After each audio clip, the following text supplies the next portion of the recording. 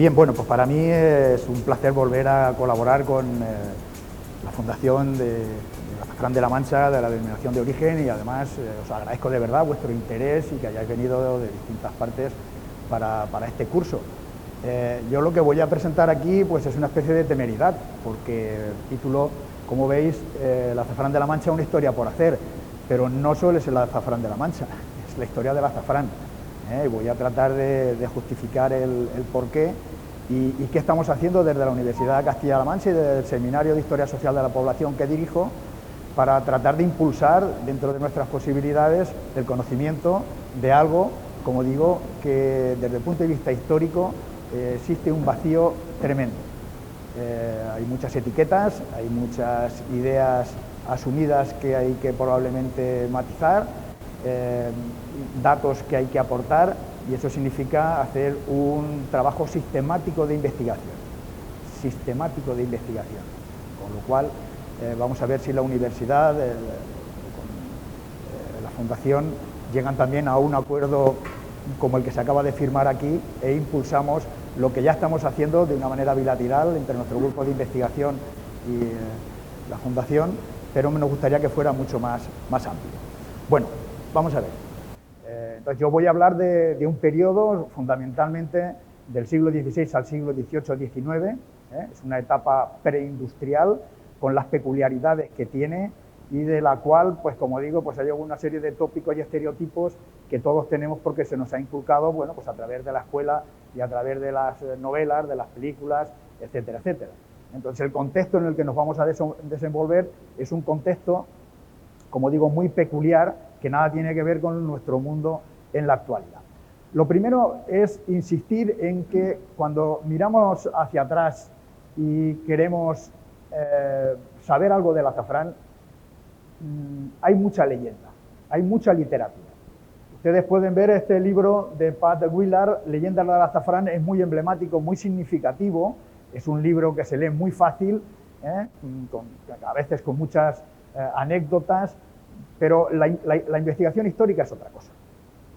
Está muy bien, porque de algún modo es ameno y atrae al gran público, pero en nuestra opinión consideramos que hemos avanzado muy poco desde 1890, cuando López Camuñas ya decía que el estudio del azafrán, la historia del azafrán, se había hecho de manera muy superficial y como de soslayo. Pues en la actualidad hemos variado bastante poco. Hay muchas ideas preconcebidas y sobre todo con un halo de leyenda vinculado a ese mundo exótico de la antigüedad, del mundo musulmán, arábigo, en el que, bueno, ahí parece que se asientan las raíces de este cultivo y que se traslada a Europa a través de Al-Ándalus en España.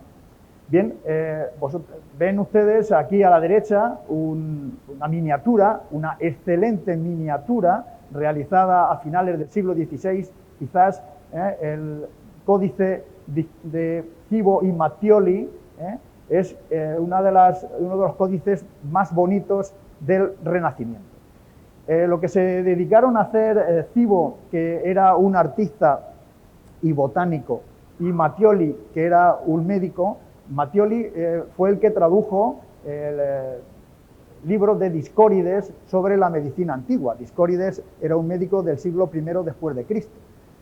Pues en el Renacimiento, como ustedes saben, que se trata de volver a la antigüedad clásica y recuperar esos valores que durante el periodo medieval se habían diluido también en falsedades, muchas de ellas. La verdad parece que se escondía en ese mundo antiguo. Pues aquí tienen, por ejemplo, esta imagen donde el protagonismo es absoluto del bulbo del azafrán, y por de algún modo esa pleitesía que se rinde ante un producto de una importancia extraordinaria, de un precio y de un lujo excelente. Pero esto trasladado, imagínense, al siglo XVI, a un mundo evidentemente de una cultura muy cerrada de determinadas élites, estaba presentado efectivamente para impactar. Y, como digo, esa vuelta hacia el pasado y hacia un pasado muy lejano se recrea, aparte de lo que es el detalle, los colores, etcétera, etcétera, pero el halo, el tono de la imagen se traslada posteriormente a nuestro mundo y continúa con esta sensación, ¿no? Tenemos que pasar a finales del siglo XIX para encontrar algunos trabajos en España que abordan la cuestión del azafrán. López Muñoz, López de la Osa, se preocupan por tratar de incidir en la importancia para la sociedad rural y para la economía en general del país de un cultivo como el azafrán. Estamos en un momento en el que se mira también al pasado con ese halo romántico en el que hay que reivindicar un mundo perdido y, en este caso, las tradiciones que iban anexas frente a ese vértigo que daba la modernización, la industrialización de finales del siglo XIX, y en este sentido tenemos estos trabajos que, como ven, ni siquiera son específicamente del azafrán. Uno con el añil, el otro con los hornos de Poilla. Entonces, lo que es llamativo es precisamente que un cultivo propio, marca España, no se le haya dedicado la atención que, por ejemplo, a otros que vamos a llamar que son coloniales, productos que llegaron de América, como el maíz, como la patata, o productos, después veremos, cuyo comercio fue fundamental para el desarrollo y la modernización económica a nivel internacional, como puede ser el algodón, el azúcar, tabaco. Todos estos productos siempre han tenido un interés por parte de los historiadores, fundamentalmente por los historiadores económicos.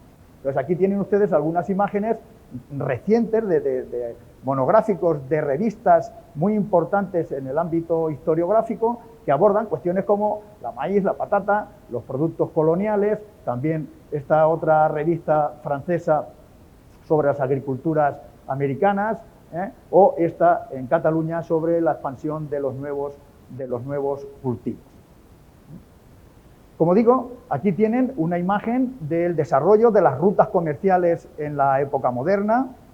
Desde el siglo XVI ya podemos hablar, algunos hablan de la existencia de la economía mundo, de la globalización, ese término que tanto se lleva ahora. Hay un debate encendido entre los historiadores y, como ustedes también están al tanto, pues qué significó para América la conquista, colonización, etcétera, etcétera, ¿no? Pero lo que llama la atención en esta imagen, en este mundo entrelazado a través de las diferentes rutas comerciales, es que bueno, pues se hace hincapié, como ven, en esos productos que a partir de este momento tienen un protagonismo al contrario de lo que tenían otros en el pasado medieval, como podía ser la seda o como podían ser otros de escaso peso pero mucho valor. Ahora, durante lo que llamamos la época moderna, a partir del siglo XVI, el transporte y el comercio hace hincapié en productos pesados de grandes cantidades, de menor precio, pero que precisamente su gran volumen es lo que marca las ganancias, ¿no? Entonces, evidentemente, aún el interés por las especias está ahí, pero ¿cuáles? Pues es la pimienta, es el clavo, es el índigo, pero del azafrán no sabemos prácticamente nada. Pero el problema es que en nuestro país, cuando hablamos del azafrán, que es un cultivo propio, identitario de España y evidentemente de La Mancha, interesa más el estudio del vino que de este otro que nos identifica. Pero en el caso de Castilla-La Mancha es llamativo, porque ni estudia ni el vino ni el azafrán. El año pasado defendimos una tesis, quizás sea la primera tesis sobre familia, viñedo y pequeña propiedad en la Mancha Oriental, que hace hincapié precisamente en la importancia del viñedo antes del siglo XIX, que es cuando empieza a desarrollarse su cultivo. Pues fíjense en esta imagen, evidentemente los andaluces siempre se preocuparon por lo suyo, también en La Rioja, y la vinatería andaluza cuenta con una larga tradición historiográfica, como también en La Rioja. Ahora, si ustedes pinchan en internet y buscan historia del vino de Castilla-La Mancha, se van a llevar una gran decepción, ya se lo adelanto. Pero si buscan la historia del azafrán, pues la frustración es máxima y absoluta, ¿no? Bien, el problema va más allá del conocimiento. Quizás sea el desconocimiento erróneo.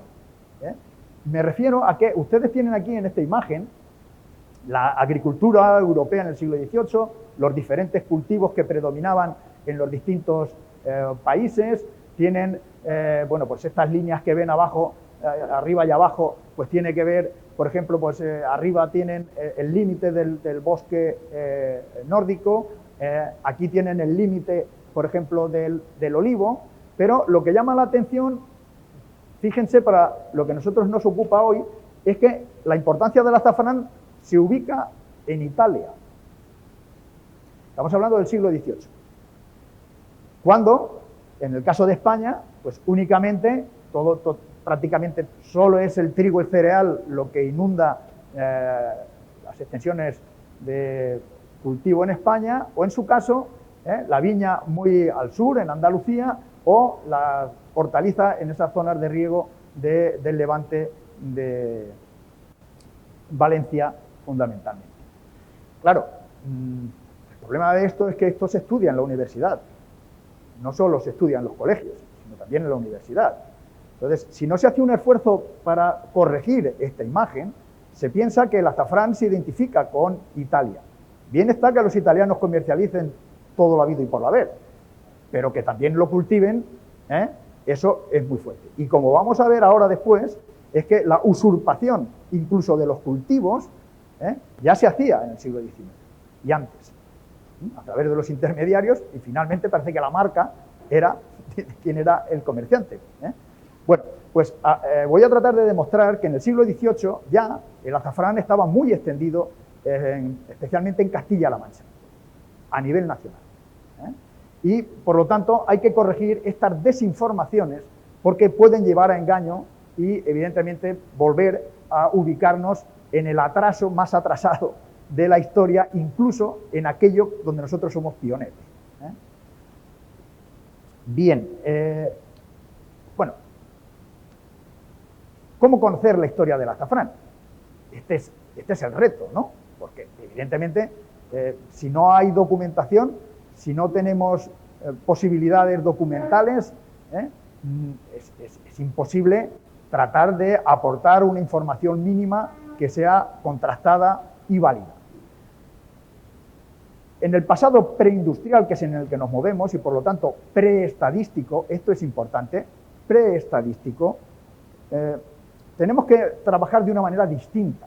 Tenemos que trabajar a nivel de tendencias y a través de fragmentos, de informaciones, de pistas, muchas veces dispersas, que tenemos que encajar como una especie de puzzle.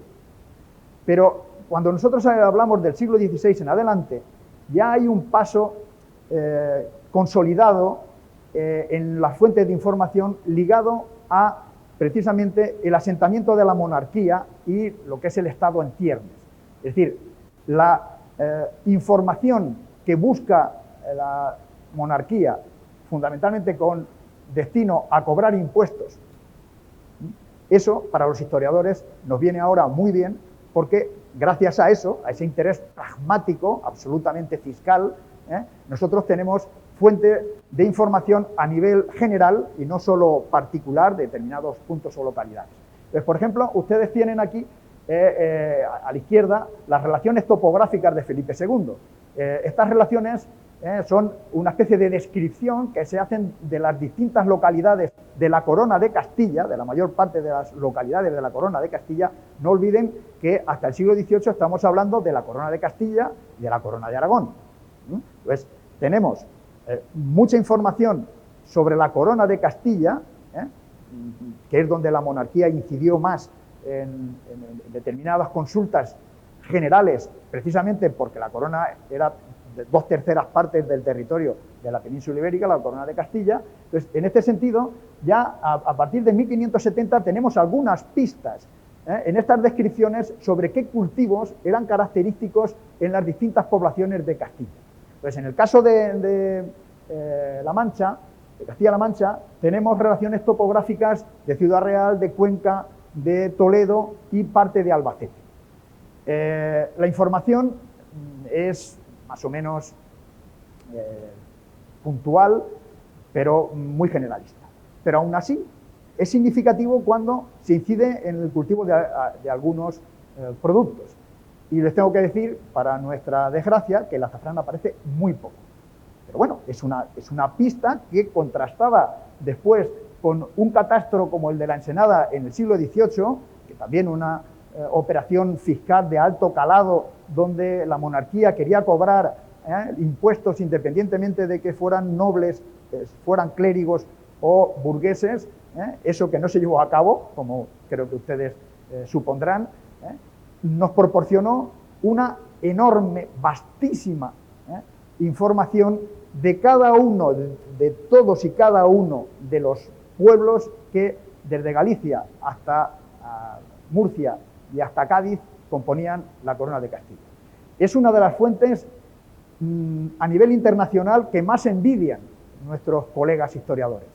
Tener en 1753 a 1755 una foto fija de lo que es la realidad castellana en sus distintas fuentes de riqueza, así como de las familias y las personas que las componían, esto es prácticamente raro encontrarlo fuera del ámbito castellano.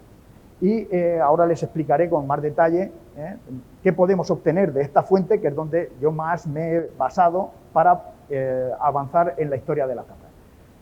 Un siglo después, en 1850, tenemos el Diccionario Geográfico Estadístico de Pascual Madoz, un diccionario que en este caso sí ya es a nivel nacional, en el que encontramos también con detalle información sobre los distintos núcleos de población, así como los partidos judiciales en los que estos se insertaban, con informaciones varias, entre las que estaban, como no, también qué cultivos se desarrollaban en la localidad y qué producciones más significativas tenía.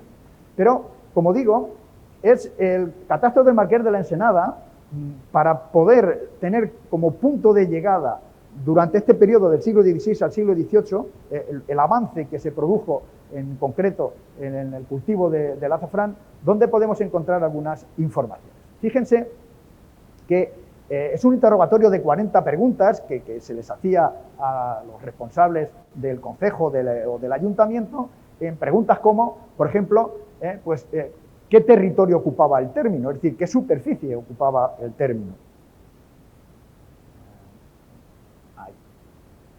¿Qué territorio ocupa el término? ¿Qué especies de tierra se encuentran en el término? Si son de secano, de regadío, si son sembradura, es decir, cereal, viñas, pastos, bosques, matorrales, de cuántas calidades de tierra, si son de primera, segunda, tercera o más, si hay algún plantío de árboles, frutales, moreras, olivos, en qué tierras están plantados esos árboles, cómo están hechos los plantíos, y esto es interesante por el tema del azafrán, ¿no? Pues también si se hace así, de manera a voleo, o se hace plantando, a veces se especifica de bulbo a bulbo. ¿De qué medidas de tierra se usan en el pueblo? Si se habla de varas castellanas, de pasos, o qué medidas de tierra encontramos en el término, por especie.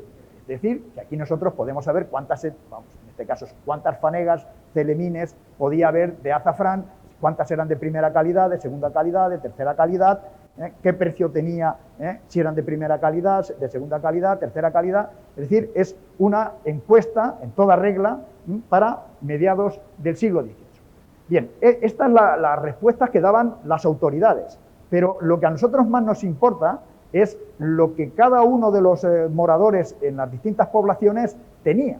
Y en este sentido, a la derecha pueden comprobar lo que se conoce como los memoriales del catastro del Marqués de la Ensenada, que son memoriales, es decir, que la persona va a declarar cuáles son sus bienes y quiénes componían sus familias. Y entonces él, digamos que el amanuense, como se conocía entonces, tomaba nota, y esta es la información más importante por la espontaneidad que tiene a la hora de hacer la investigación. Tiene otros hándicaps, pero les voy a ver, para que simplemente se den una idea de la importancia del nivel de detalle que podemos encontrar en esta documentación. Fíjense que este es el memorial de Francisco Policarpo Muñoz, que formo de mi estado y calidad como de las personas que se compone mi familia. Y dice, mi calidad es mi calidad es llana, es decir, no es noble, ni es clérigo, ni nada de eso. Mi ejercicio es jornalero y me ocupo en trabajar en el campo a expensas de quien me quisiese llamar. Mi edad, 39 años, y mi estado, soltero. Deudos, es decir, ¿quién está a su cargo?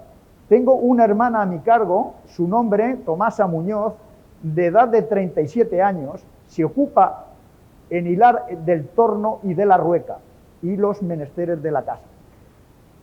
Tengan en cuenta que es muy difícil, ahora que nos interesa la perspectiva de género, encontrar información detallada sobre cuáles eran las ocupaciones de las mujeres y no dar por supuesto que todas se dedicaban al ministerio de la casa. Esta es una documentación, en este sentido, extraordinaria, pero hay más. Tengo asimismo a mi cargo 2 huérfanos, mis sobrinos, un varón y una hembra. El varón se llama Francisco de Cuevas, de edad de 28 años, se ejercita en un corto trabajo de jornal a fuerza de ser muy corto de vista. No solo nos interesa la perspectiva de género en la historia, también la perspectiva inclusiva. Las personas con discapacidad, les invito a que trasteen en internet y busquen historia de los discapacitados. Simplemente es una sugerencia. Y la hembra, que se llama María Cuevas, de edad de 23 años, se ocupa en hilar a la rueca y al torno y ministerio de la casa. Toda esta declaración la firma bajo la palabra de Dios y ante una cruz. Evidentemente, toda fuente fiscal tiene sus trampas. Con cruces o sin cruces, pues se trataba, en la medida de lo posible, de pagar cuanto menos mejor. Bien, esa información básica, los funcionarios del catastro la trasladaron a estos 2 tipos de libros. El libro de familias, que tienen a la izquierda, y el libro de las propiedades. Con lo cual, la parte de familias y de datos personales que les he dicho se pone en limpio aquí, en este libro, y la parte de las propiedades, si las tuvieran, viene aquí. En este caso, como les he contado, no hay ninguna propiedad, en este libro no aparecería Policarpo, pero sí en este, ¿no? Entonces, aquí pues, es una fuente extraordinaria también para ver esas relaciones de dependencia, como por ejemplo, si nos fijamos en los criados. Los criados, quiénes eran, cuál es su estado civil, de dónde procedían. Por ejemplo, este es Miguel Turra, una localidad de Ciudad Real, y los criados de labor que tenía Alfonso de Almagro, que era un labrador de 53 años, pues tenía un criado de la villa de Daimiel, que sirve de mayoral en el labor, y otro que era de la villa de Manzanares. Es decir, que también podemos ver la movilidad de las personas. Y en este caso, ustedes pueden comprobar que se declaran pues, desde los prados a las tierras de regadío, las casas, y en las casas te viene la propia estructura, los cuartos que había, la altura, la anchura. Es decir, que podemos reconstruir lo que es la casa, perfil de la casa, ahora que se habla tanto del turismo rural y que se puede encontrar cualquier sorpresa a la hora de hacer este tipo de turismo, aquí podemos encontrar lo que es autóctono, lo que es la propia peculiaridad de esas construcciones. Y pueden ver aquí, al margen, que no solo se quedaban en describir las propiedades, en este caso las tierras, si eran de regadío, si eran de secano, la calidad, la extensión. En este caso se hacía el cálculo también de qué podían producir desde el punto de vista fiscal para cobrar el impuesto, sino que también dibujaban la forma de la parcela. Bien, cuando nosotros miramos hacia atrás, evidentemente, como les digo, tenemos que hacer hincapié en dónde se cultivaba el azafrán. Nosotros hemos hecho algunas catas en aquella época y es cierto que hemos encontrado, por ejemplo, pistas de su cultivo en la zona de Segovia. Hemos encontrado, evidentemente, también en toda la zona de Aragón, en toda la zona del Jiloca. Se ha encontrado también en Cataluña, pero especialmente en el sur de Cataluña. Como no, en toda nuestra Mancha oriental. Cuidado cuando hablamos de la Mancha oriental, es decir, de la zona de Manzanares, Puerto Lápice, para Cuenca. Con lo cual, pues prácticamente desde los Montes de Toledo a la serranía de Cuenca tenemos el cultivo del azafrán, especialmente también en Albacete, y digamos que hasta Cartagena. O sea, se podría hacer una especie de triángulo desde el sur de Cataluña a Cartagena. Ahí es donde se desarrolló el cultivo del azafrán a lo largo del tiempo, que no es un cultivo inmóvil. Es importante que nosotros asumamos que la historia es cambio y transformación. Es un cultivo que se ha desarrollado de manera tradicional, sí. La manera de explotarlo ha cambiado poco hasta los últimos años con la mecanización, sobre todo para cogerlo. Pero no pensemos que, por ejemplo, el cultivo en Segovia continuó a lo largo del tiempo. O el cultivo en la zona de Cataluña. O sea que van a poder comprobar con datos que cuando se habla del azafrán en España y se mira siempre hacia el Andaluz, hacia el lugar donde se introdujo, pues en Andalucía no hay azafrán en el siglo XVIII. No hay azafrán en el siglo XVIII. Entonces, como digo, es interesante que tengamos en cuenta que es en Castilla-La Mancha donde realmente hablamos del cultivo del azafrán. Bien, pensar en La Mancha, pues es pensar en esos paisajes, todos sabemos, de cultivos de cereal, de amplias llanuras, salpicados en algunos casos por la viña, pero también por parcelas del cereal, del azafrán. Y cuando nosotros, a través del catastro de la Ensenada, hacemos cálculos, en el caso de la ciudad de Albacete, antes Villa, sabemos que una cuarta parte de las parcelas eran de viña y de azafrán. 20% de las parcelas eran de viña, un 6% solo de azafrán. El resto eran de cereal fundamentalmente. Entonces, tenemos que tener en cuenta esa imagen en la que el azafrán está presente en minúsculas parcelas, como vamos a poder tener ocasión de ver, pero con una relevancia especial, con un papel muy significativo para las economías familiares, como después veremos. El tópico existe: La Mancha, llanura, extensión, cultivos en los que encontramos salpicados de, como saben, encinas, fundamentalmente. ¿Por qué? Porque en el siglo XVIII, ven que solo un 40% de las tierras de lo que nosotros ahora llamamos Castilla-La Mancha estaba cultivado, y en toda la corona de Castilla un 45%. Es decir, que lo que predominaban eran sobre todo tierras incultas e improductivas, o lo que llamamos dehesas, montes, prados. Prácticamente más de la mitad estaba ocupado por este tipo de extensiones. Y esto está relacionado con un momento en el que el tipo de economía, que se llama economía orgánica, es decir, una economía muy vinculada a la naturaleza. Entonces, el problema que tenemos en este momento es cómo mantener el equilibrio entre los recursos y la población. Este es el drama. Ahora nosotros estamos comprobando que la población, su crecimiento es sostenido y constante en el tiempo, pero entonces no.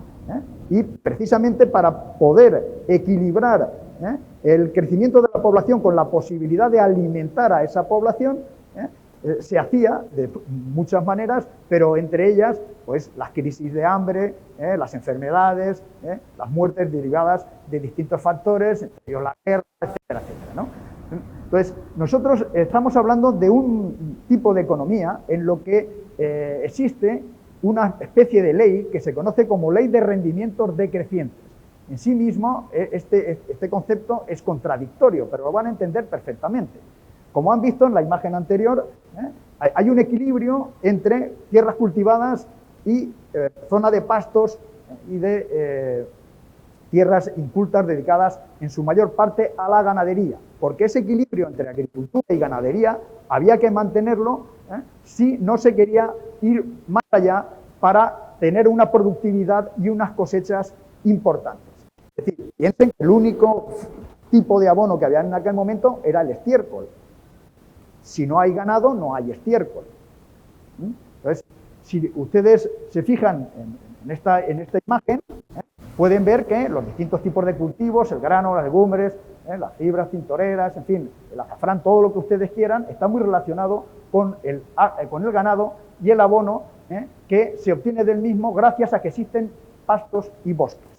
Pues bien, imagínense que estamos en un momento de crecimiento de la población, en donde ya se observa que falta capacidad por parte de los cultivos y fundamentalmente del trigo para suministrar el pan necesario para la subsistencia.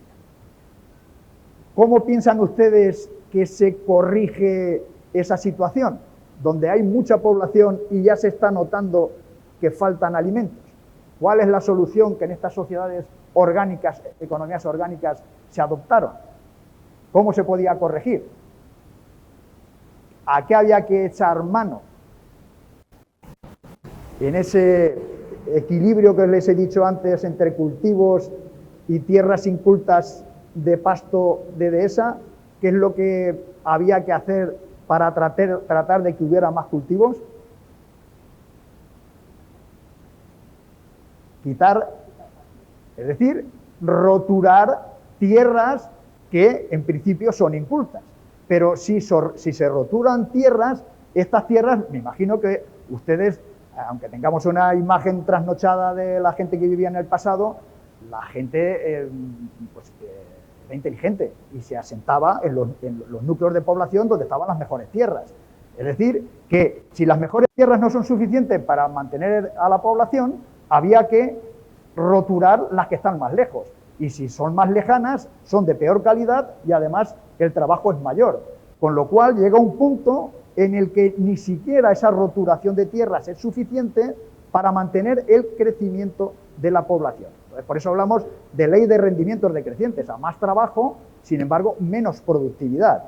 Pero además hay otro hándicap, que es el hecho de que se van roturando los pastos, la ganadería está, por lo tanto, viéndose afectada y la capacidad de abono que se tiene. Entonces, estamos en un tipo de contradicción, de tensión, y esto lo digo porque deben de tener en cuenta el contexto en el que se desarrolla un cultivo como el azafrán, que no es un cultivo necesario para la subsistencia, ¿o sí? En principio no.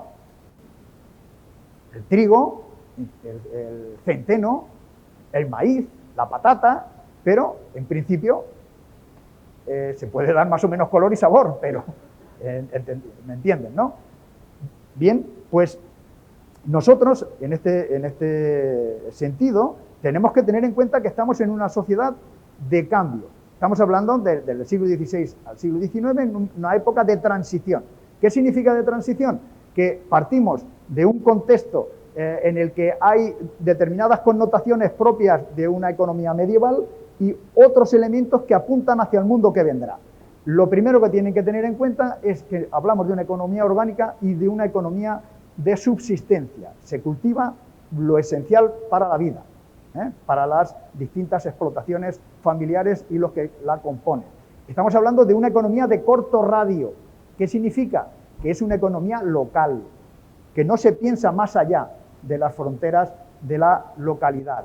Estamos hablando de una economía donde predomina la agricultura y, en su caso, el textil. Son sectores muy tradicionales.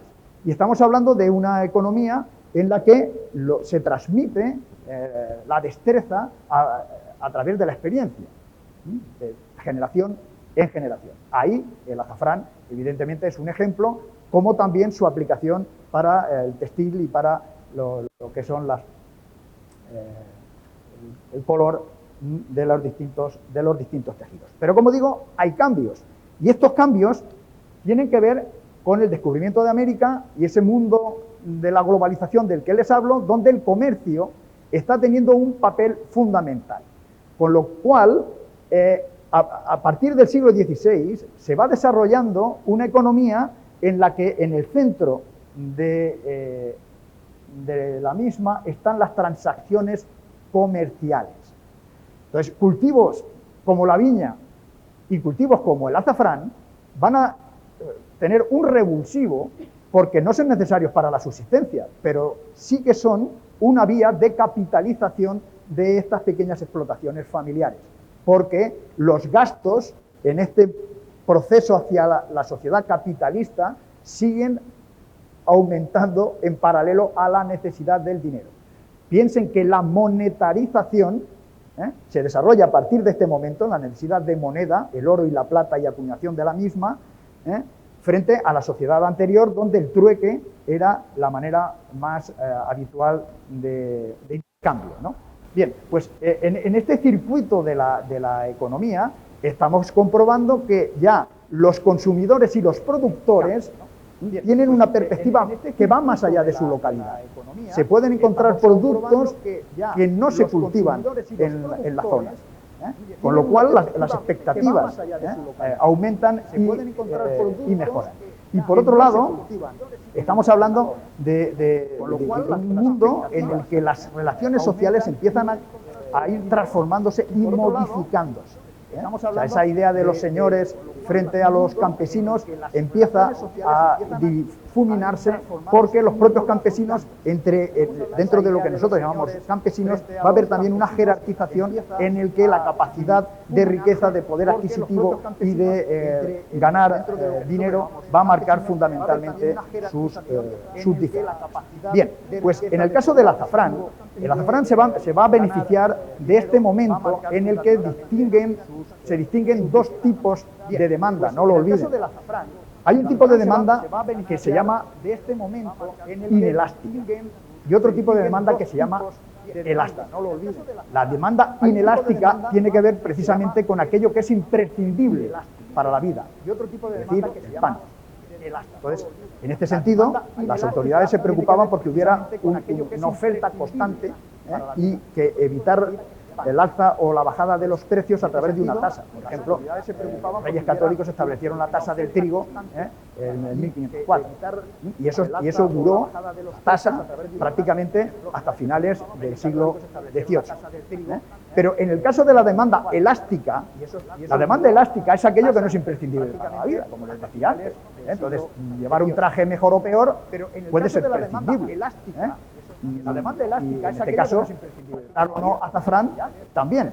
Pero la ventaja que se tiene en este momento es que ya se introducen nuevos gustos, nuevas modas, y marcar la diferencia y la distinción.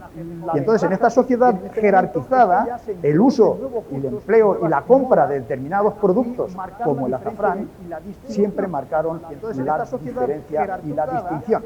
Pero en este momento ya no es una pequeña élite la que va a adquirir este tipo de productos, sino que se va a ir generalizando y por lo tanto va a repercutir en la expansión del cultivo y del comercio.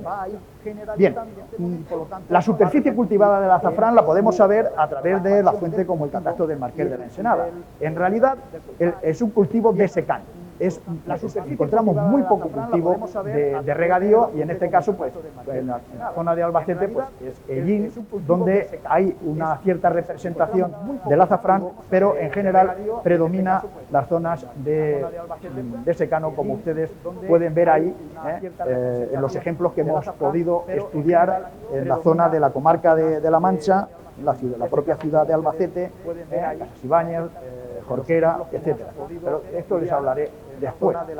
Las parcelas, como pueden comprobar ahí, tienen una imagen muy significativa. Prácticamente el 70% de las parcelas del azafrán son menos de una cuarta parte de hectárea. Solo son algunos celemines. mientras que un 5% tendrían más de 1 hectárea. Ahora se ha invertido, prácticamente se apuesta por cultivar más de 1 hectárea, mientras que entonces, como digo, eran muy pequeñas parcelas, y tiene que ver con las posibilidades de fuerza de trabajo. Ya saben que era fuerza de tracción animal, o en su caso humana, ¿no? Bien, cuando nosotros hablamos de los cambios y las transformaciones en la agricultura, pues siempre son los ingleses, holandeses, los que estuvieron en la avanzadilla de la agronomía, y aquí pues podemos tener una imagen que contrasta lo que es el cultivo tradicional del cereal trienal, es decir, el cultivo en 3 años de 2 tipos de cereales, uno de primavera y otro de otoño, y un año de barbecho, o el clásico de un año de barbecho y otro de cultivo. Bien, pues en Inglaterra, por ejemplo, el sistema Norfolk dio con la clave para que de manera constante la tierra pudiera estar explotada con distinta alternancia de cultivos, y aquí tienen durante 12 años cómo se van cultivando la cebada, el nabo, el trigo, las legumbres, en fin. Hay todo un conjunto de alternancias que hace que la tierra sea más productiva. Cuando nosotros pensamos en España, a finales del siglo XIX, no se dejó de pensar en cómo avanzar en la productividad de la tierra. Y en esta revista, El Progreso Agrícola y Pecuario, de 1899, en concreto, con un artículo que hay sobre el azafrán en Teruel, pues fíjense lo que aquí se indica. Es aquí el azafrán planta alternativa. A su cultivo, que suele durar 4 o 5 años, sigue el del trigo, aprovechando así la fuerte estercoladura que la primera explotación exige. La tierra es luego indefinidamente sometida a cereales con cultivo de año y vez, es decir, con barbecho intermedio. Urge, se decía, desde luego, que los azafraneros se penetren de los inconvenientes económicos del barbecho, es decir, esa pérdida del año y vez, porque se podía aprovechar haciendo más extensiva la alternancia. Y aquí fíjense la importancia clave del azafrán. Podíase ampliar hasta 4 hojas de este modo, la misma parcela. Primer cultivo, azafrán, con su abono correspondiente para que fuera muy intensivo. Segundo, trigo. Tercero, una leguminosa para enterrar en verde. Cuarto, una planta industrial de raíz profunda como el limo. Es decir, que con el estiércol suficiente, añadiendo, decían aquí, un 10% de cenizas, y ya había un cierto abono supletorio nitrogenado, pero prácticamente con la importancia estratégica de empezar cultivando con el azafrán, se multiplicaba la productividad de la parcela. Bien, ¿cuál es la imagen del azafrán? La imagen del azafrán en España. En 1799 tenemos un censo que se llama el censo de frutos, en el que se indica la cantidad de producción y su valor existente de los distintos cultivos en España. Si uno se fija en el azafrán, comprueba como en realidad este se focaliza en la antigua provincia de Cuenca, no lo olviden, antigua provincia de Cuenca. Ahora les comentaré. Mientras, en Aragón, podemos hablar de que un 18% estaría en Aragón. En Madrid prácticamente no hay nada, pero si sumamos la antigua provincia de Cuenca con La Mancha, Toledo, y cuando aquí ustedes ven Reino de Murcia, en realidad es la parte norte del Reino antiguo de Murcia, que es Albacete, en realidad el azafrán, a finales del siglo XVIII, es un cultivo de La Mancha. Los datos son contundentes. Podrá haber alguna parcela dispersa en Segovia o en Tarragona, pero a efectos cuantitativos el dato es contundente.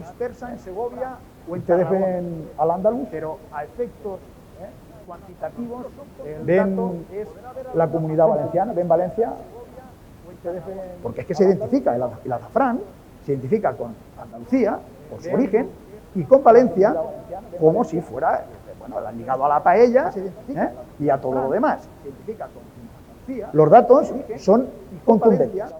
Como si fuera ligado a la paella. En la zona del Jiloca, efectivamente, en toda esta zona de Aragón, encontramos, como digo, ese 18% de cultivo que aún se mantiene. Y de hecho, a veces es muy significativo, y esto lo he hablado con Carlos y con Pedro, gerente de la Denominación de Origen y presidente, porque habiendo mucho menos azafrán, ellos tienen su museo del azafrán, en Monreal del Campo, tienen publicaciones poquitas y muy divulgativas sobre el azafrán, y nosotros estamos viéndolas venir. Afortunadamente ahora, gracias al impulso de la Denominación de Origen y la sensibilidad de quien dirige y del Consejo Regulador, bueno, pues estamos llegando a un impulso necesario para poder divulgar lo que es la cultura del azafrán, que tiene que ver con su historia y con datos y no leyendas. Bien, pues, por ejemplo, a finales del siglo XVIII, en el viaje de España de Antonio Pons, efectivamente, en Tarragona, en el campo de Tarragona, antes se cogía en varios pueblos de este arzobispado azafrán en abundancia, que se llevaba fuera del reino, pero apenas queda, sino poquísimo de esta cosecha. Antes se cogía en finales del siglo XVIII, se experimentó con el azafrán, como les he dicho, pero finalmente donde ha arraigado y donde continúa es en La Mancha. ¿Pero cuándo? Aquí ustedes tienen este trabajo de Jerónimo López Salazar sobre estructuras agrarias y sociedad rural en los siglos XVI y XVII. Les invito a leer este libro que tiene más de 700 páginas y encontrarán que el azafrán es prácticamente anecdótico y casi inexistente. Y es un trabajo muy meticuloso. Quiere decirse que probablemente el desarrollo del azafrán y su cultivo fue muy lento, fue progresivo, y el gran revulsivo fue en el siglo XVIII, como trataré de demostrar a continuación. Entonces, cuando nosotros hablamos del azafrán, como les decía antes, bueno, pero antes, permítanme, ¿tenemos noticias del azafrán previas? Claro que tenemos noticias previas. ¿Cómo? A través de las ordenanzas. Las ordenanzas municipales de algunos pueblos indican la prohibición, por ejemplo, de entrar a pastar el azafranar. Y esto lo encontramos en Mota del Cuervo en 1538. También en la prohibición encontramos en territorios de las órdenes militares, en Villarrubia de los Ojos, encontramos a finales del siglo XV alguna noticia sobre el azafrán y cómo de unos años a esta parte se ha ido perdiendo. Como digo, noticias dispersas que nos indican que el azafrán desde el principio estaba también en estas tierras, pero la cuestión es cómo se fue desarrollando. Pues en el siglo XVIII, la antigua provincia de Cuenca, piensen que ocupaba, pues, más allá de lo que es Tarancón, la mitad, una parte de la provincia de Toledo era de Cuenca, la parte de la Manchuela albacetense, que llega a la zona de Alcalá de Júcar, Casaslanges, también era de Cuenca, y por lo tanto, fíjense, y de Albacete, como he dicho, fíjense que los pueblos que cultivan más este fruto son Cuenca, Valera, Bonache, San Clemente, Iniesta, Tarazona de la Mensa, Quintanar del Rey, Madrigueras, Villagarcía, Villagordo del Júcar, Casa de Guijarro, Rubielos Altos y Bajos, Utiel, Requena, El Provencio, Minaya, etc. Esto lo hace la Arruga en 1792. Las fechas son importantes, ¿no? Y fíjense la importancia que tenía en este territorio, que vamos a denominar la Mancha Oriental. La cosecha de azafrán llega anualmente, computada por algunos años, a 50.000 libras. En este territorio, presidente, 50.000 libras. La cosecha de azafrán anualmente computada. Vale esta cosecha 110 reales. 5 millones, 110 reales la libra, 5.500.000 reales. Vale esta cosecha 110 reales. 5 millones 110 reales la libra. Es que depende si es libra aragonesa o es la libra castellana.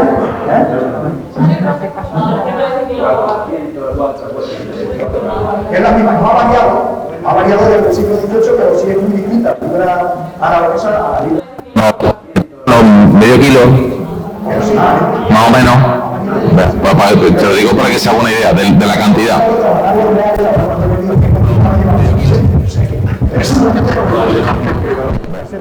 Te lo digo para que se haga una idea de la cantidad. Ya delato cuando nací yo, ¿no? Bueno, pues imagínense que son 200.000 libras a 110 reales la libra, lo que sobra, se extrae parte para algunos parajes, o sea, se lleva a algunos parajes del reino, pero la mayor parte sale para Cádiz y otros puertos. Es decir, que en la provincia de Cuenca se consume algo, pero en realidad se exporta a otras localidades españolas y sobre todo desde Cádiz a otros puertos. Gana en este artículo 5.258.000 reales, ¿no? Si nosotros hemos hecho un estudio, sin grosso modo, a través de 258.000, en concreto sobre la zona de Cuenca, a través de un trabajo de José Torres Mena de finales del siglo XVIII, en el que pueblo a pueblo, la antigua provincia de Cuenca describe qué cultivos tenía en aquel momento, en 1728. Esta es la imagen, lo que importa es la imagen. Ustedes comprueban cómo tiene una importante presencia en el norte de la provincia de Cuenca, es la imagen, lo que importa, y también en toda la zona del sur de Cuenca y lo que es la actual Manchuela, ¿no? En el principios del siglo XVIII. Cuando nosotros comparamos esta realidad con mediados del siglo XVIII, 30 años después, con el catastro del Marqués de la Ensenada, efectivamente comprobamos que aún hay presencia en el norte de Cuenca, algún punto en lo que es la actual provincia de Guadalajara, provincia en la que en el siglo XVI tenemos constancia de que en la zona de Zorita y de Pastrana se cultivaba el azafrán. Pero, como ven, a mediados del siglo XVIII, 2 siglos después, hay muy poca presencia, sigue habiendo muy poca presencia del azafrán en la zona norte. Sin embargo, se ha extendido hacia el sur y hacia la parte más manchega, de la zona de Toledo, Ciudad Real. Y si lo comparamos un siglo después, en 1850, a través de Madoz, el mapa es tremendamente significativo. Ha desaparecido prácticamente su presencia en el norte de la región, sigue concentrado en la parte de la Manchuela conquense, es decir, de Cuenca y de Albacete, y algunos puntos por la zona de lo que es la propia ciudad de Albacete y el campo de Montiel, así como otros puntos diseminados por el campo de Calatrava. En realidad, nosotros lo que, a través de este tipo de estudios, lo que podemos comprobar es, por ejemplo, si comparamos el viñedo con el azafrán tenía mucha más presencia en este territorio que el viñedo. Siendo importante, estamos hablando dónde había, daba igual que había una parcela que 2, dónde se indicaba, ¿no? Pues el azafrán siempre fue consustancial al cultivo de tierra en esta zona de Mancha Oriental, que es la antigua provincia de Cuenca. Pero ¿cuál es la evolución? Ya les he dicho que si nosotros comparamos los datos de la arruga, o sea, el censo de frutos es lo que les he comentado antes, ahora los datos que da la arruga en sus memorias del año 1792, podemos comprobar que es evidentemente en la antigua provincia de Cuenca la más amplia, hay muy poco en Ciudad Real, casi nada en Toledo y es superficial en Guadalajara. Trasladando a 1984 los datos, evidentemente surge una nueva provincia, en 1833, como es la de Albacete. En este momento, Albacete concentra la mayor parte de la producción, mientras que Ciudad Real ha aumentado, Toledo también, en ese reajuste provincial que se hizo en 1833, y Cuenca queda reducida,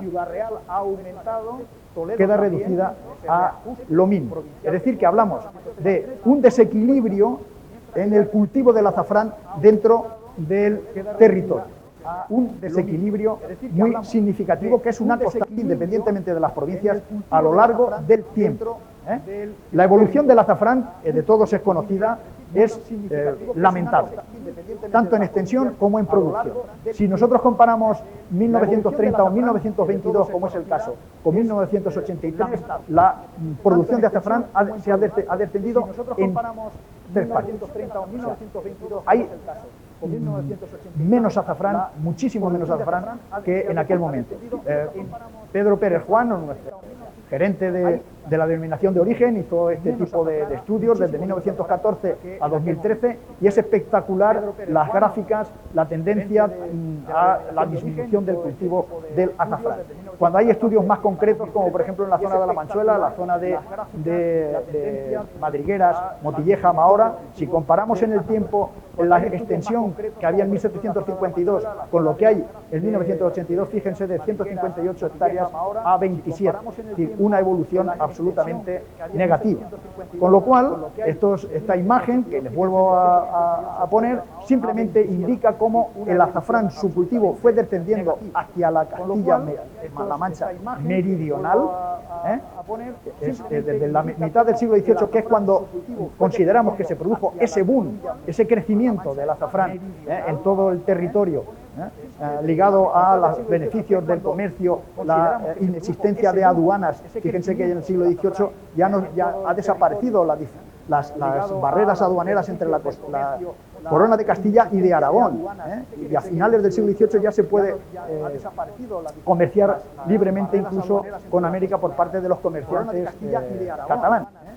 Entonces, el azafrán queda anclado en el imaginario colectivo. Fíjense, este es un mapa del año 1935, es hecho por un inglés que les gusta mucho pues fijar de una manera tópica que es lo más representativo. Pues en fin, en Valencia, que vamos a decir, la paella, en la zona de Albacete, pues es llamativo que fuera el azafrán.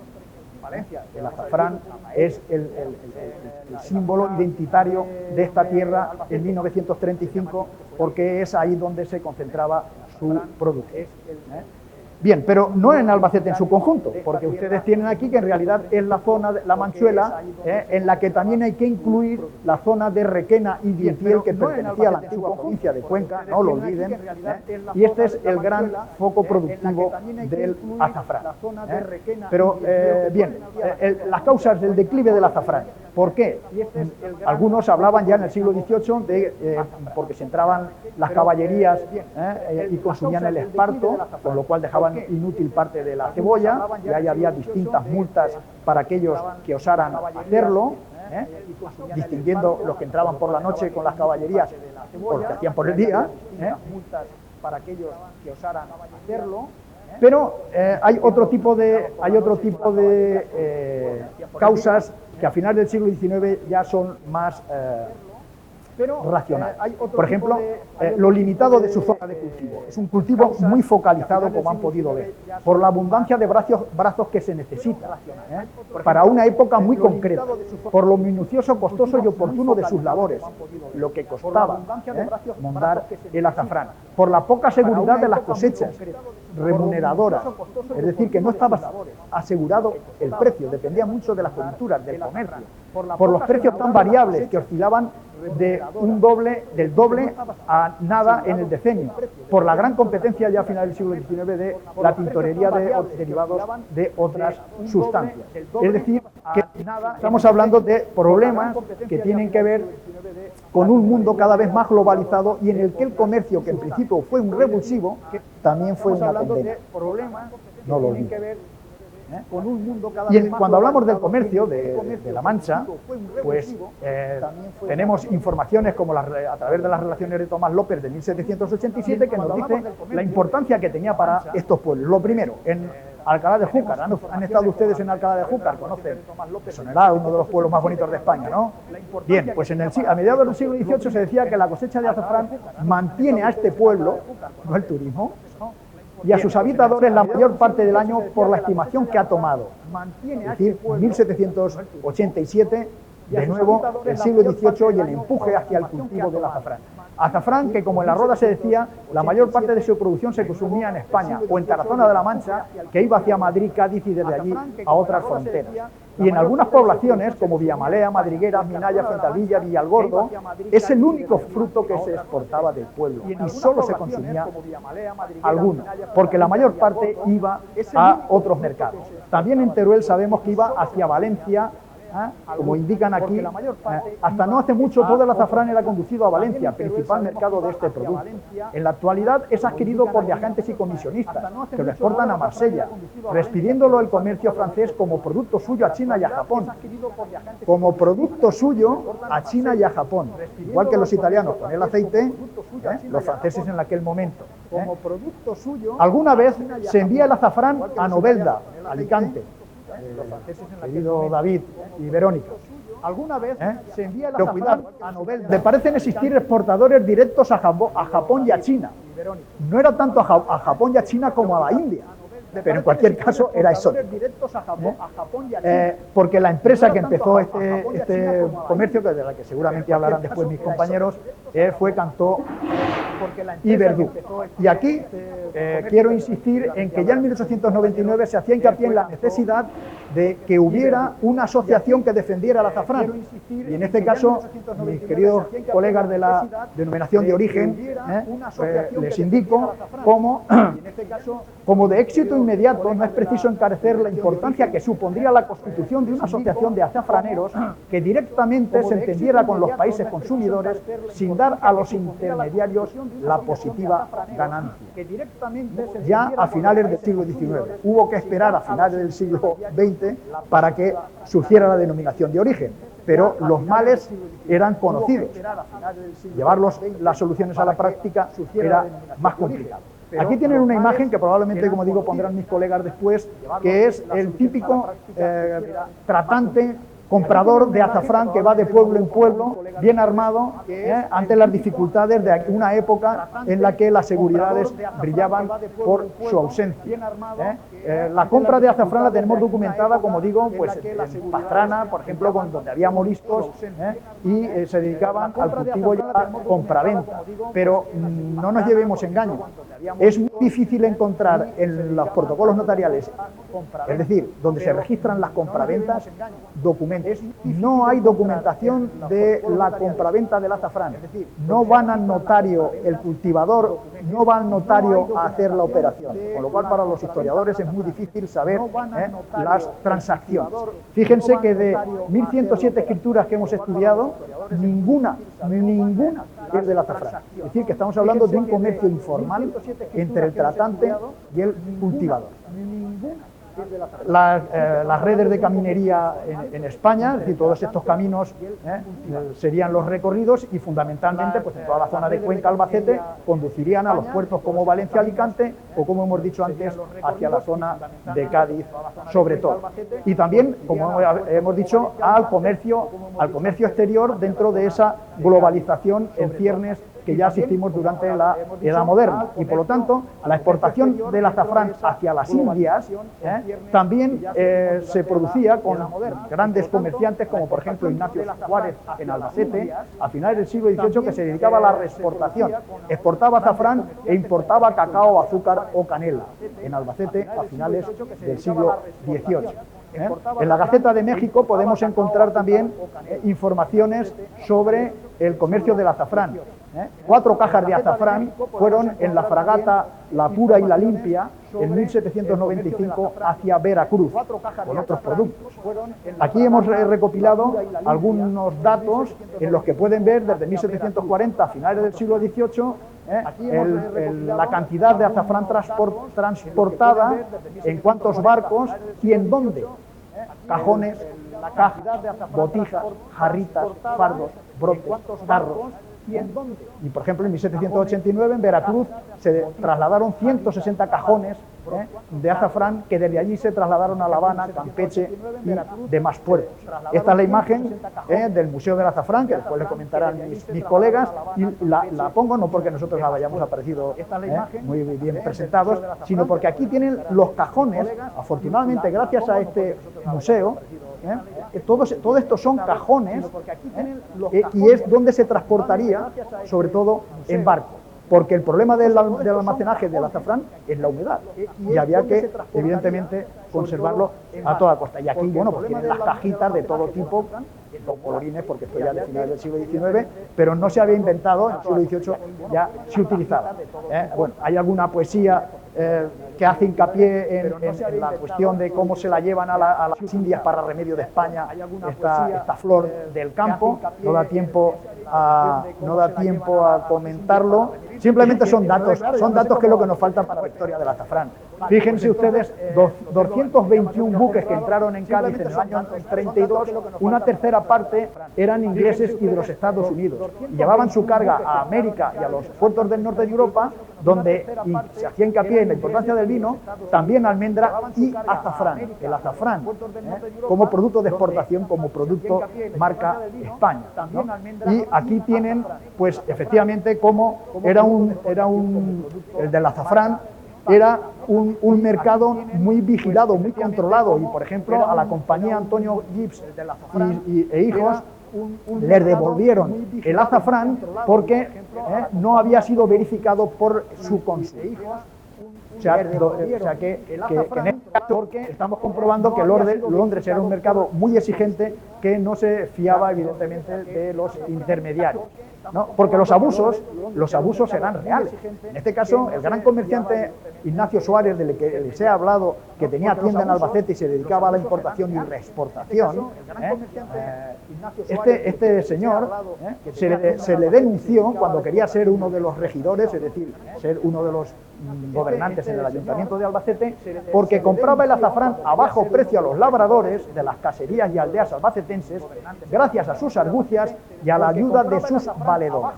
Es decir, el abuso con respecto a los pequeños propietarios, que como han visto la mayor parte de ellos, y después demostraré, eran muy pequeños propietarios, y el fraude, por otro lado, también estaba a la orden del día. Entonces, en el antiguo Reino de Valencia, el archivo del antiguo Reino de Valencia, tenemos muchos expedientes en los que podemos observar cómo el contrabando, pasar, por ejemplo, a la ciudad sin pagar los impuestos correspondientes, era algo usual. Y en este caso, evidentemente, un producto tan preciado como el azafrán, pues pesaba poco, pero había que pagar mucho. Entonces, en este caso tenemos a dos individuos de Kublac, en el Reino de Aragón, de 30 y 24 años, que llevaban a vender 14 libras de azafrán a Valencia. Y descubrieron que le echaron una mixtura de harina con polvos de Brasil para que tomase el color del azafrán y aderezándolo en cebada. Es decir, que se trataba de incrementar el precio, y las adulteraciones en Teruel en 1899, en este periódico del que les he hablado antes, El Progreso Agrícola y Pecuario, se hacía hincapié en que efectivamente existían, pero también había las maneras de detectarlas y corregirlas. Mira, en este caso se decía que había sustancias de distinta naturaleza para la adulteración. En este caso orgánico y otras de origen inorgánico. Entre las de origen orgánico, las tintoreas similares, como la caléndula, el esparto teñido, fibras de carne de buey ahumadas o aceite. Manteca o aceite con el que se impregnaba las estigmas de azafrán. Y entre de origen inorgánico estaban las materias terrosas, es decir, polvo de paja o de otro tipo, para aumentar su peso. También se mezcla el azafrán antiguo con el moderno por aquellas condiciones de aroma y color que aquel no tiene. En fin, la foto estaba hecha a finales del siglo XIX. Soluciones. Se puede reconocer con una buena lente, y en este caso, cuando los estigmas de este vegetal están pringados con material orgánico, si lo colocamos entre papeles y pasamos una plancha caliente, al tener aceite quedará marcado con la mancha indeleble de esta sustancia. Si lo colocamos entre papeles, tome nota el Consejo Regulador, al tener aceite quedará marcado con la mancha indeleble. Si lo ponemos en maceración por algún tiempo en agua, depositará las diferentes materias pulverulentas inorgánicas que se le han adicionado para hacerlo aumentar de peso. Cuando está mezclado con azafrán viejo, se conoce esta sofisticación porque tiñe poco el agua, no tiene tanto color ni aroma, ni tiñe tanto la saliva. Si se le conoce esta sofisticación porque tiñe poco el agua. Bien, el azafrán fue origen de muchos tipos de conflictos. Entre otros, como digo, el impuesto que derivaba su cultivo, pues a finales del siglo XVIII dio lugar, por ejemplo, a el pleito entre el arzobispo de Toledo y el infante Gabriel Antonio de Borbón por el dinero de este este impuesto, ¿no? Tenemos otro tipo de conflictos, ya que estamos en Villarrobledo. En Villarrobledo se quejaban los labradores que se dedicaban al cultivo del azafrán y de la viña, porque los grandes propietarios, interesados más en el ganado que en las tierras, y en su caso, sus tierras las dejaban para el pasto y arrendaban las de los conventos, se quejaban los labradores porque las monjas los habían echado a la calle y habían dado preferencia a aquellos que por sus relaciones y porque tenían más dinero para pagar los arrendamientos habían dejado sin la explotación de estas tierras en arrendamiento, que para los pequeños propietarios era fundamental, era un expediente de conflicto. Pero, en fin, ventajas del azafrán. En Navas de Jorquera se decía en 1787 que el azafrán sirve de mucho alivio a los pobres.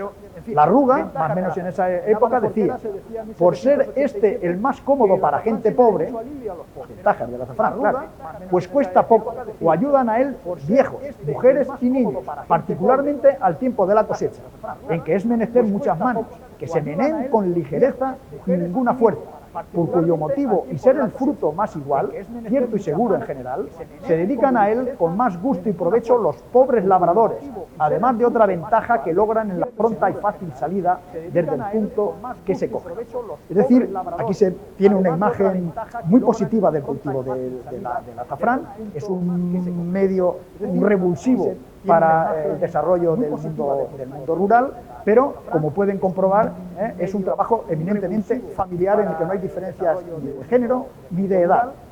Pero, y esto sí lo van a hacer ustedes el curso, ya les digo, que vayan entrenándose, porque es preciso que se meneen con ligereza y ninguna fuerza. Tomen nota de lo que ya la Arruga decía a finales del siglo XVIII, si ustedes van a montar la rosa del azafrán. Bien, otras ventajas, también a finales del siglo XIX, pues ya se decía que el azafrán le representa muchas veces la caja de ahorros en la que van acumulando sus economías, con las cuales suelen salir de apuros que durante todo el año han venido sufriendo. Su importancia es porque favorece a la clase propietaria de bienestar, que aumentará si se persiguiera con severidad a los comerciantes sin conciencia que adulteran el azafrán. Y evidentemente en esta imagen del catastro pues pueden ver sin más lo importante, el valor cualitativo, porque era el producto con mucha diferencia de mayor valor de cualquier explotación. Entonces aquí ustedes tienen que una hectárea por 1.202 reales, para que comparen, por ejemplo, la del trigo en tierras de muy buena calidad, podemos estar hablando de 100. Que la diferencia era abismal si se cultiva azafrán frente a trigo, tierras de muy buena calidad, el cereal. Bueno, pero en definitiva, y ya voy terminando, estamos en una sociedad con una tremenda polarización social. Imagínense, en el caso de Albacete, la mitad de los hogares no tenían ninguna tierra, ni una parcela, mientras que solo un 1,7 de los propietarios tenía el 84% de la tierra. Estamos hablando, ya lo saben, las grandes extensiones de cultivos de cereal, con casas de campo y ganado complementario en el mismo. Estamos hablando de esta tierra donde hay muchos jornaleros, pequeños propietarios, artesanos, y donde hay también muchos gañanes, mozos de labor, sirvientes. Ya que estamos en Villarrobledo, pues piensen que aquí encontramos en el conjunto de Castilla-La Mancha los propietarios que tenían más de 30 sirvientes, 20, 25, es decir, estamos hablando de una tierra donde predomina la dependencia.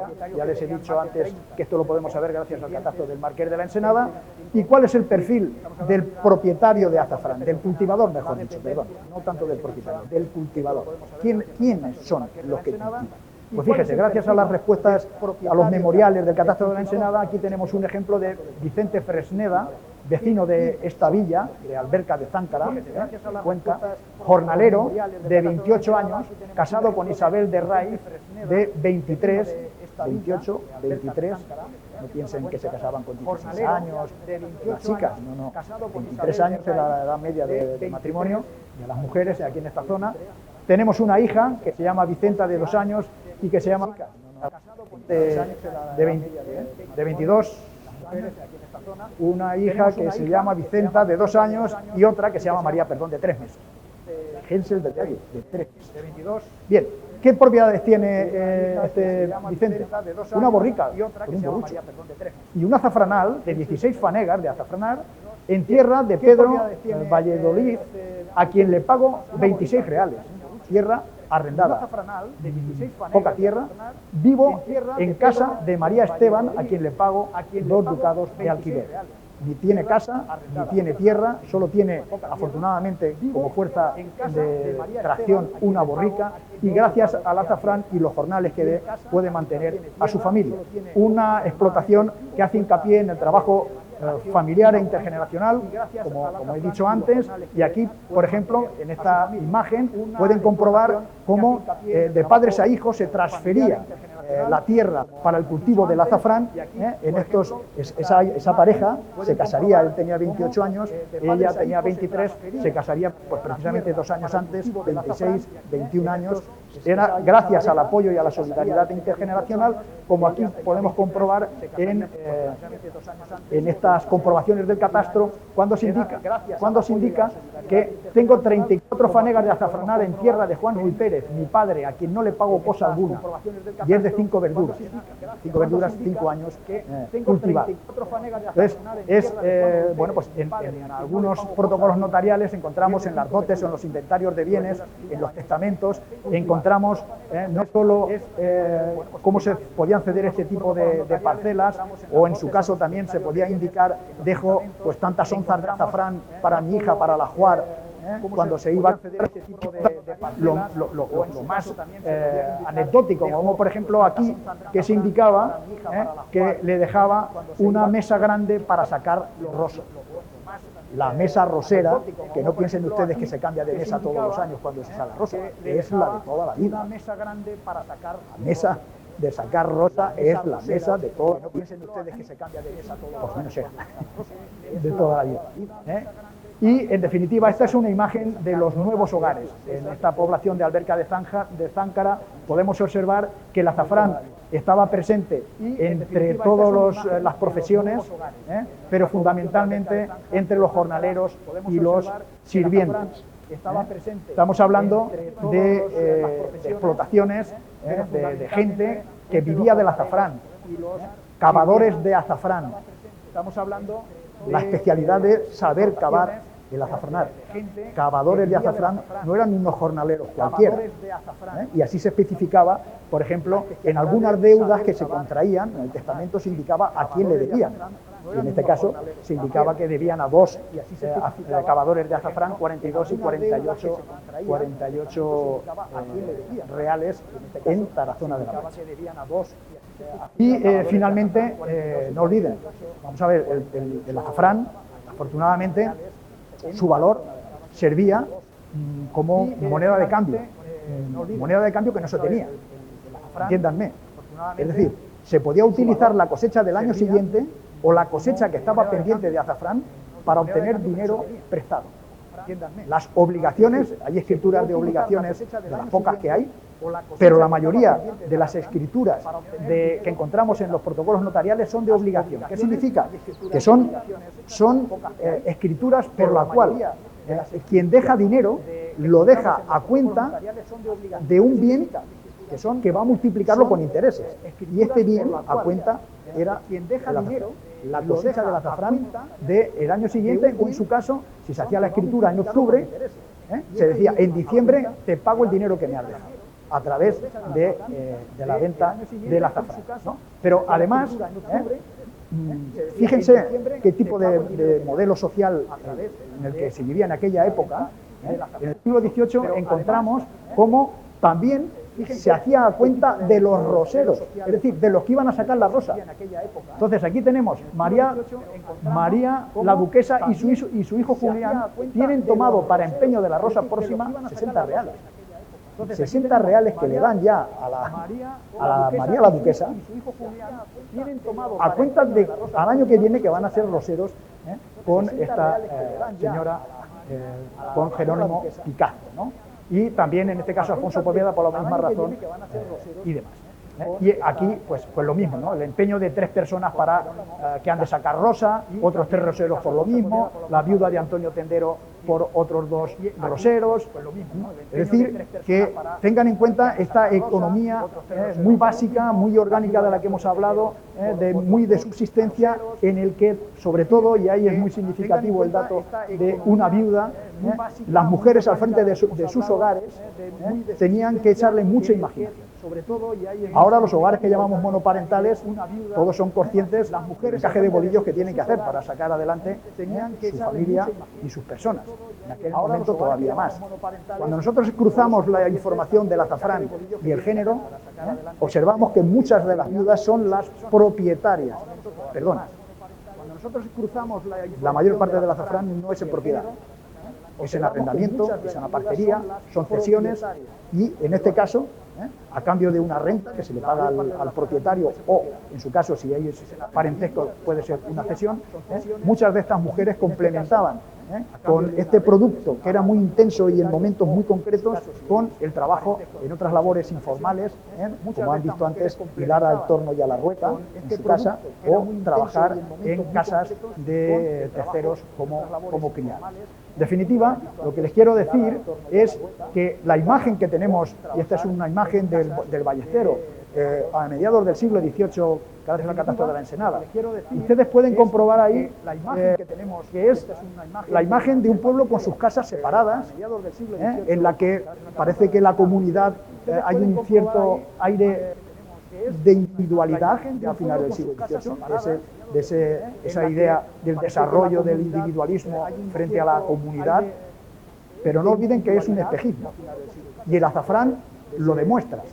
Para poder aprovechar en un tiempo récord, en un tiempo prácticamente 2 semanas, la explotación y la monda del azafrán, es imprescindible, como han visto, muchos brazos que no siempre se tenían en la propia hogar y había que recurrir al parentesco, a la suegra, normalmente mujeres, trabajo femenino, a la abuela, a la madre, a la prima, o contratar roseros, como hemos dicho, pero el que podía pagarlos, de tal modo que el intercambio, las relaciones de ayuda y de solidaridad son consustanciales con un producto como el azafrán, y esto hace que cuando nosotros pensemos en las poblaciones del pasado, tengamos que romper esa imagen estereotipada de las familias hiperindividualizadas en la que cada uno se busca la vida. No, para poder sobrevivir había que convivir y había que compartir. Y en este caso, el azafrán, y se verá aquí después por Miguel Lucas Picazo, forma parte de una cultura que va más allá de la cultura urbana y una cultura que se nos ha impuesto, que pensamos que siempre ha sido así y, por desgracia, algunos no la hemos creído.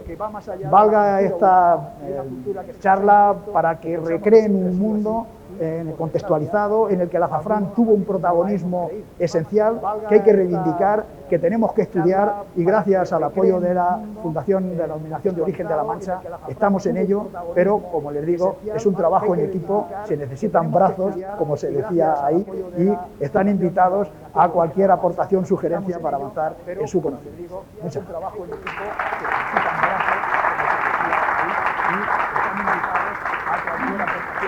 Bueno, me llamo Juan Ramón, soy de Albacete, pero bueno, resido en Guadix, en Granada. Quería preguntarte sobre las investigaciones que tenéis a día de hoy. En la zona de Jorquera, digamos, pertenecería en su día a Cuenca, va a estar Manchuela Conquense de Albacete. Entiendo que será de regadío, es la menor cantidad que hay de azafrán. La mayor parte del cultivo es de secano, y en concreto en Jorquera no hay. Hay uno de los cuadros porque se ha estudiado en Casasibáñez y en Jorquera no se aprovecha la ribera para el cultivo del azafrán. La ribera, tanto en Alcalá como en Jorquera y todo esto, se estaba aprovechando fundamentalmente en ese momento ya en el siglo XVIII para cultivar tomate, maíz y estos productos que ya llegaban entró por la zona de Galicia y bajaron hacia el sur, y esto es la patata, o sea que estamos asistiendo a una renovación de cultivos en esta zona, pero el azafrán, por ejemplo, pues, que Jorquera y Alcalá de Júcar tenían un término enorme, con lo cual tenían zonas de secano que era donde se cultivaba. En Santana la historia es más reciente. Aprovechando tu pregunta, es un dato muy significativo que se dice en Utiel y en Requena, en 1792, dice la Ruga, que 60 años antes no había cultivada ni una cebolla de azafrán. Es decir, que en los años 30, en Utiel y Requena no se había cultivado ni una cebolla o había muy poco cultivo de la azafrán. Sin embargo, en 1792 era un cultivo muy extendido y muy general. Y decía la Ruga, en aquel momento en el que se quería dar soluciones al atraso en el mundo rural, que este cultivo debería de extenderse, hay aquí algún gallego, ¿no? Hay alguien de Galicia. Se debería de extender a Galicia porque pensaban en aquel momento que era un terreno muy proclive para su cultivo, pensando que donde había mucha agua y había humedad sería favorable, cuando es todo lo contrario. Evidentemente, en la prueba, porque además tenían un contacto, la Ruga, para experimentarlo, fue un fiasco total. Entonces, termino, Pedro. Pensad, cuando se habla de la patata, se piensa que es un cultivo que se extendió por Europa gracias a la influencia de las élites. En este caso Federico II, rey en Prusia, o algún otro de este tipo, un intelectual que formaba a los agricultores para su extensión en el campo. Pues se ha demostrado, por ejemplo, en Cataluña, que en realidad fueron los agricultores los que pusieron en práctica, sobre la experiencia, sobre lo que mejor iba para sus tierras, el cultivo de la patata, y no era algo derivado de la Ruga o de algún otro que tenía conocimientos agronómicos, y parece que la extensión de los cultivos es de arriba a abajo. Yo considero, esto es una hipótesis porque no lo hemos estudiado todavía, yo considero que efectivamente el azafrán, una vez que se introduce en España y se van moviendo los bulbos, se experimenta y donde da resultado, y el resultado, como lo habéis podido comprobar, es en La Mancha, y sobre todo en La Mancha albacetense y conquense, es gracias a la experimentación de los agricultores, de los pequeños agricultores, y no por ninguna receta de la Ruga ni ningún otro, porque es ahí donde se demostraba que servía y que daba juego a estas economías familiares que, como habéis visto, estaban al límite, pero era una manera de obtener beneficios y, por lo tanto, de monetarizar sus explotaciones. Y no olvidar que sin dinero ya no se podía vivir en aquel momento. Por eso la apuesta por la viña y la apuesta por cultivos como el azafrán, que tienen un destino fundamentalmente comercial. Por eso la apuesta.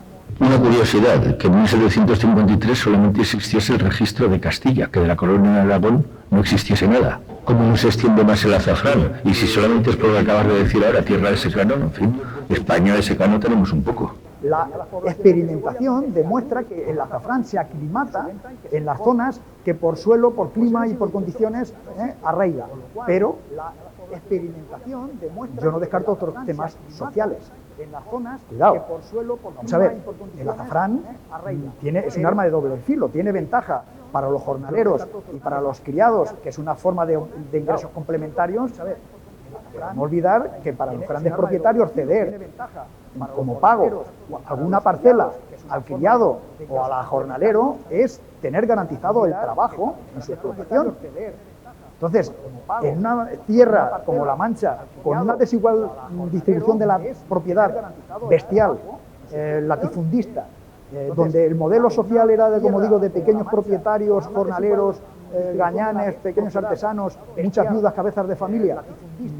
Desde el punto de vista social, el azafrán era también una vía ambigua de independencia, pero de dependencia. Desde el punto de vista social, el azafrán, o sea, esto es, en fin, a veces solo se ve como la Ruga, se ve la parte idílica, ventajosa, pero se olvida la parte, digamos, no sé si llamarla negativa, pero dentro del sistema social daba un juego daba un juego que era, bueno, pues ceder alguna pequeña parcela en propiedad o cobrar una renta básica, pero tenías a cambio el favor.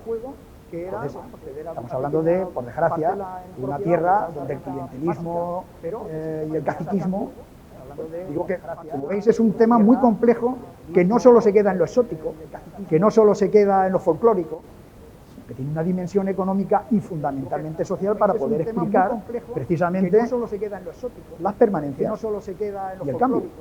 Porque la historia es ese juego, permanencias y cambio. Y en este sentido, mirar el azafrán desde esa perspectiva nos dará una dimensión realmente historiográfica y no solamente folclórica. En este sentido, mirar el azafrán